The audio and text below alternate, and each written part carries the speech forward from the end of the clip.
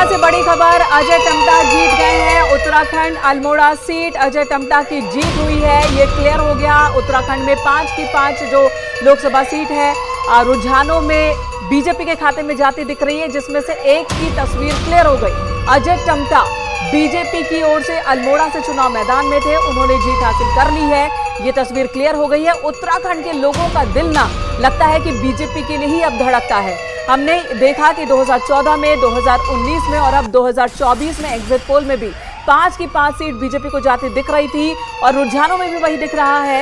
एक जगह जहां तस्वीर क्लियर हो गई है वो है अजय टम्टा की तस्वीर, जो कि अल्मोड़ा से चुनाव मैदान में थे और वो जीत गए हैं। प्रदीप टम्टा थे उनके विपक्ष में और अजय टम्टा की जीत हो गई है। अल्मोड़ा की ये तस्वीर क्लियर हो गई है। तो अब एक एक कर ये सिलसिला शुरू हो गया है। जैसे जैसे कैंडिडेट्स की जीत सुनिश्चित होती जा रही है, जैसे जैसे उनकी कैंडिडेट्स की जीत का फैसला होता जा रहा है, वैसे वैसे हम आपको बता रहे हैं अल्मोड़ा से अजय टम्टा जीत गए हैं। अभी बाकी 4 जगहों पर बीजेपी आगे चल रही है और माना जा रहा है कि बहुत जल्द यहाँ का भी नतीजा आ जाएगा, क्योंकि उत्तराखंड जैसा राज्य यहाँ पर बहुत जल्दी ही नतीजा आ जाता है। हमारे साथ सौरभ दुबे जी लगातार जुड़े हुए हैं, उनके पास भी जाएंगे, लेकिन एक बीजेपी का रिएक्शन ले लेते हैं। अभी सौरभ जी कह रहे थे कि कैंडिडेट सिलेक्शन भी एक मुद्दा रहा और इसकी वजह से भी बीजेपी को नुकसान उठाना। बड़ी खबर, अम्बेडकर नगर एसपी के लालजी वर्मा आगे हैं और 1 लाख से ज्यादा वोटों से आगे हैं। अम्बेडकर नगर से बड़ी खबर आ रही है, लालजी वर्मा 1,03,000 से ज्यादा वोटों से आगे चल रहे हैं। अम्बेडकर नगर समाजवादी पार्टी के कैंडिडेट लालजी वर्मा आगे चल रहे हैं इस वक्त। तो बसपा से आए हुए थे रितेश पांडे जी, यहाँ पर अम्बेडकर नगर में आए हुए थे।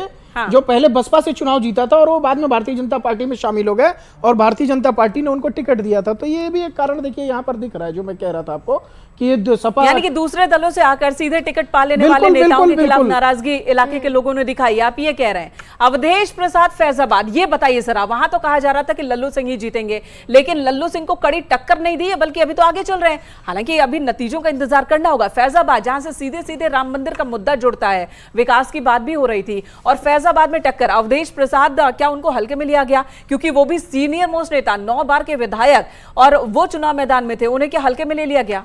देखिए मैं आपको बता रहा हूं, प्रधानमंत्री नरेंद्र मोदी ने स्वयं कहा था कि राम मंदिर चुनावी विषय नहीं है, पहली बात।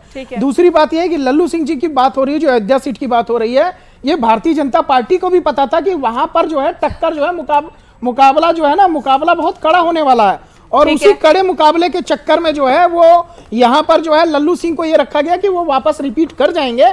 लेकिन अभी थोड़ा मुझे लगता है समय लगेगा रिजल्ट आने में, थोड़ा समय और इंतजार करना चाहिए हमें। लगभग 3 साढ़े 3 बजे तक स्थिति जो है वो क्लियर हो जाएगी। ठीक है, तो आप कह रहे हैं कि 3 साढ़े 3 बजे तक का हमें इंतजार करना होगा, क्योंकि फैजाबाद में अगर नतीजे पलटते हैं तो ये एक बहुत बड़ा मैसेज होगा और वो मैसेज पूरे देश के लिए होगा, ना सिर्फ उत्तर प्रदेश के लिए होगा। कौन कौन से फैक्टर्स हैं उस पर तो बात होती रहेगी।